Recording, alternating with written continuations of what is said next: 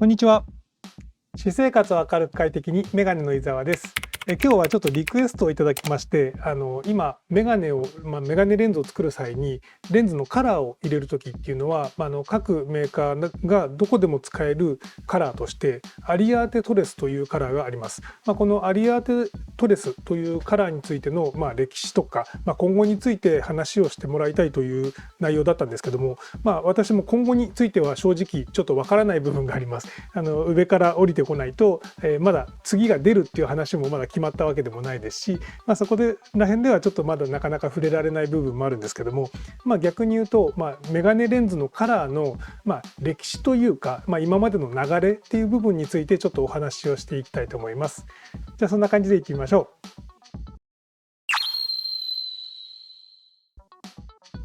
まず今のアリアーテトレスという色は、オプティカルカラー協会というところが主導して作っている、日本で発売されているメガネレンズメーカーの共通で使えるカラーという形になります。で今それが、だいたい2015年ぐらいですかねから今のアリアーテトレスというものに、名前がなっているんですけど、その前にもアリアーテというものが、最初にその統合されたカラー、共通カラーという形になっていたんですけども、そこら辺からねちょっと触れていきたいと思います。協会のねちょっと、オプティカルカラー協会のホームページをちょっと見ていきたいと思います。こんな感じなんですけども、オプティカルカラー協会というところがその、取りまとめて、共通のカラーを作っているという形になりますね。でこの、まずオプティカルカラー協会とはというところで、こういう協会っていうのがその、日本で発売されている販売されているメガネレンズメーカーの、主要のメガネレンズメーカーっていうのは、ほとんどここに入って共通のカラーを使っているというような認識でいいと思います。下の加盟企業というところで、アサヒオプティカルとか伊藤工学、伊藤レンズ、カールツアイスっていうような、日本4大メーカーを含めてその他のよく聞くレンズメーカーも含めて、この協会に入っているので、共通のカラーが使えるという形です。でここら辺が、実際にこのオプティカルカラー協会アリアーテという形です始まったのが確か調べてみると2003年ぐらいだったと思うんですけども、そこからそのアリアーテというものが始まって、で、アリアーテ1回確か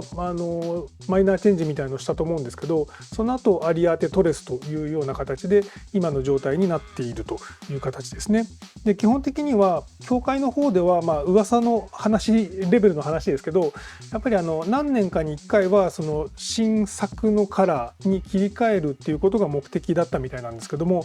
ちょっと前の流行り風の影響もあったりとか、そういうのもあって切り替える時期は本当はそろそろらしいんですけど、そこら辺まだ話が具体的にこれから新しいの出るよっていう話までには業界内でもなっていないのが現状です。一応変える意思はあるんだけども、まだそこまで至ってないというような状況ですね。でなんでそのある程度のスパンで変えなきゃいけないんだっていうところでは、基本的にメガネ屋さんにレンズカラーのサンプルが置いてあると思うんですけども、そのサンプルもレンズを実際に染色して、見本という形で作ってあるんですが、通常にメガネレンズとして使う染色のレンズもそうですけど、やっぱり染めている以上色あせとか色抜けとか、あとレンズの黄ばみとかによる実際の見本との違いっていうんですかね、いうのが基準っていうのが劣化してくると変わってきたりする部分もあるので、お店の見本も入れ替えるっていう部分も含めて新作のカラーに切り替えるっていうような流れ、そういう形がある程度あるみたいですね。そんな感じでそろそろ今の2015年からなのでもう10年経っているわけですから、基本的に店頭にあるサンプルも基本的に色あせとか色抜けがあってもおかしくないというような状況になっているかと思います。ただ厳密な話をすると、基本的にこれ、見本といってもオーソドックスなレンズ素材にオーソドックスなコーティングをかけた時の見た目の色なので、実際には今最近ブルーライトカットだったりとか、逆に言うと反射率の少ないコーティングだったり、あと素材とかの違いとか、そういうものによっても見本とはやっぱり出来上がりが若干見比べると違いが出るなとか、そういうことがあったりもします。あともともとそのレンズの薄型素材ですね、よく言う 1.60 っていう屈折率の素材から、1.67 とか 1.70 とか74とかっていう、薄型の素材がいろいろありますけども、この素材、薄型素材って言われるものになればなるほど、染色のレンズで染色しても素材の中に色がちゃんと入っていかないので、やっぱりその色味の出し方がなかなか難しくなってくるみたいなんですね。そういった部分で素材によっても色の出方が違うっていうところがあるので、ここら辺はいろいろ一般的な染色だけじゃなく、今はなんですか、もうちょっと違う染色方法とかもあるみたいなんですけど、そういったものでなるべく見た目を見本と見比べながらそういう色を決めているというような感じです。それの、大元になるのがアリアーテトレスというものになりますね。でこれさっき言った2003年からアリアーテというのが始まったと申し上げたんですけど、じゃあその前のカラーってどうだったのかっていうと、実は各レンズメーカーがそれぞれレンズカラーを持ってました。例えばニコンカラーとかホヤカラーとかセイコーカラーとか、そんな感じでメーカーごとにレンズカラーが用意されていたので、逆に言うとニコンのレンズを使う場合はホヤのレンズカラーは使えないとか、ホヤのレンズを使う場合はセイコーのカラーは使えないとか、いろいろそういう縛りというんですかね、このメーカーだからこのメーカーの色しか使えないっていう、当時は当たり前っちゃ当たり前だったんですけど、ただやっぱり、レンズ設計はこのメーカーがいいけどレンズカラーがこのカラーがいいとかっていうパターンもあるので、そういう場合はそのメーカーの見本レンズをその作りたいレンズメーカーに送って見本染色という形でそれに近づけて色を作ってもらったりとか、そういったこともよくありました昔は。そういった部分の逆に言うと、カラー選びとレンズメーカー選びっていうものが逆に言うと縛りがあったものをなくすためにこのオプティカルカラー協会というところが、その統合されたカラーを作ったというような背景にあると思います。ここら辺はね、逆に言うとどこのレンズメーカーでも共通のカラーがあることによってそれぞれのお客様に好みの色をつけてあげられるというところが、大きなメリットだったんじゃないかなというふうに思います。でこの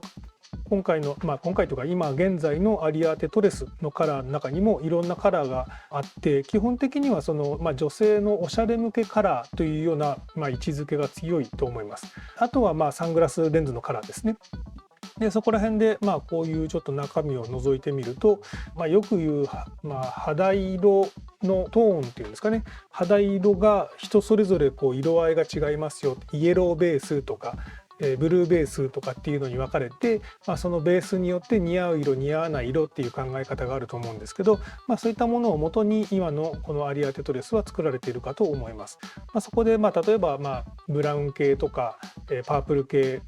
ブルー系オレンジ系なんていろいろね種類がある中で、濃さを選べたりとか、そういった部分で、昔に比べればその縛りいろんなカラーがあるというよりもある程度のこの道筋があって、逆に言うと、どこも、統一されている分どこも同じような色しか選べなくなっちゃったっていう言い方もできるんですけど、基本的に大体のカラーは網羅されているかと思うので一般的に使うには特に問題ないんじゃないかなというふうに思います。ただ逆に言うとこのアリアーテトレスっていうカラーをベースに一般的にはこういうカラーでおすすめしますけども、お店さんとかあとレンズメーカーの一部によってはそのメーカー独自のカラーも今も引き続き作っているところもあるので、メーカー独自のカラーとかお店独自のカラーを持っているようなところもあるかと思います。ここら辺はだからちょっとなんていうんですかね、人と違うメガネっていうんですかね、人と違うカラーを選びたい方はそういった選択肢もあるんじゃないかなというふうに思います。ただ一般的な女性とか男性おしゃれ向けでイメージをこんな感じでっていうところはこのアリアーテトレスでカバーできるとは思います。あともう一つここの、サングラスですね。サングラスのカラーも、一般的なブラウングレーグリーンというところのカラーはあるんですけども、あとそういうイエローとかピンクっていうのもどっちかっていうと機能性レンズでよく使われるカラーなんですけど、おしゃれ用として使うには少し、ハードルが高いというべきなのかあまり使われない色ですが、こういった色も一応用意されていますね。だからあとそのダブルカラーですね。ちょっとここら辺もダブルカラーも結構お店さんによってこのダブルカラーあんまり使わないっていうお店さんもあれば、結構進んでこのダブルカラーを進めてるお店さんもあってとか、いろいろそのお店ごとにその使い分けて進められてるんじゃないかなというふうに思います。このアリアーテのそれより昔ですよね。前のメーカーカラーとかがあった頃っていうのは本当に難しくて、逆に言うとそのさっきのメーカーを選んだらこのカラーじゃないとっていう縛りがあったりするのもあるんですけど、逆に言うと好みが明確にこの色がいいっていうようなパターンで気に入っている方がいらっしゃると、そこら辺がまたちょっと面倒くさいというべきなのか、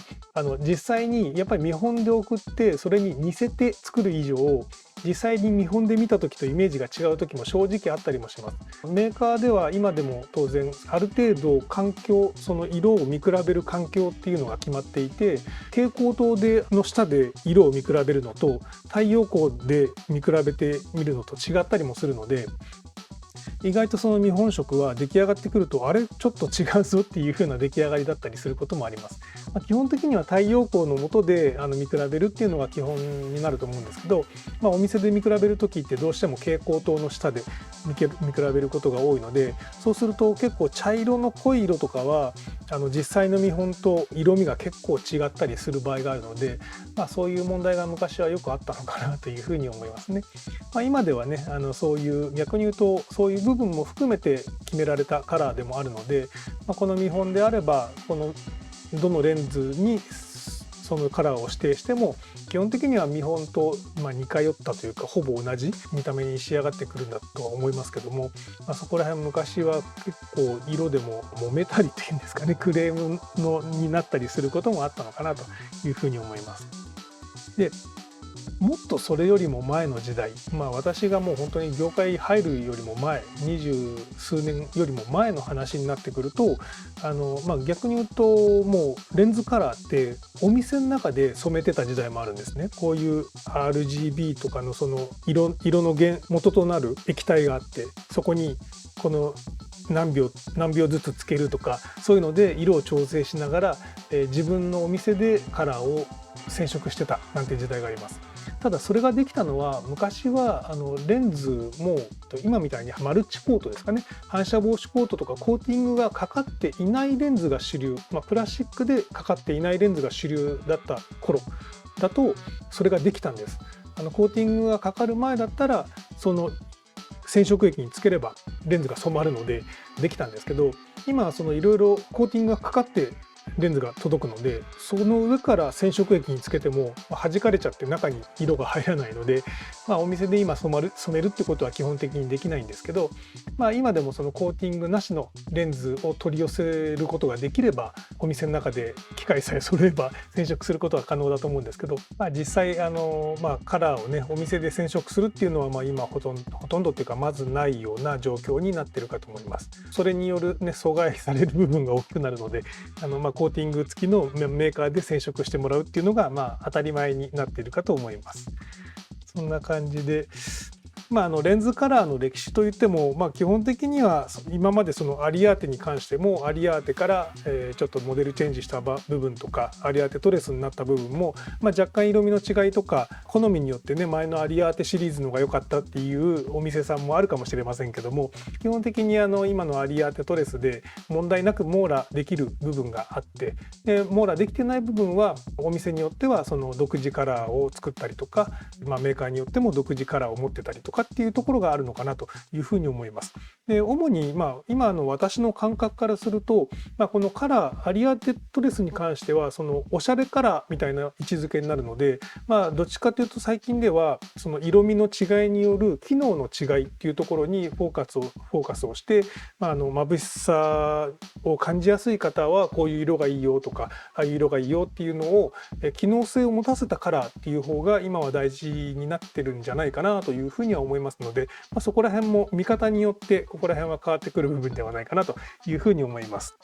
こんな感じで、今回ねちょっとカラーについて、私もなかなかこの自分からカラーについて話すってことは考えてなかったんですけども、一応リクエストという形でいただいて、こんな感じで今までの30年ぐらいのスパンの中でお店で染色する時代があって、でその後メーカーカラーっていうのがあって、でそれを統合したオプティカルカラー協会というところがアリアーテというものを出しているというのが、メガネレンズ業界のカラーの変異という形になるんじゃないかなというふうに思います。ちょっとね意図した答えになっているかどうかわからないですけども、そんな感じで今日は、レンズカラーについてお話をしてみました。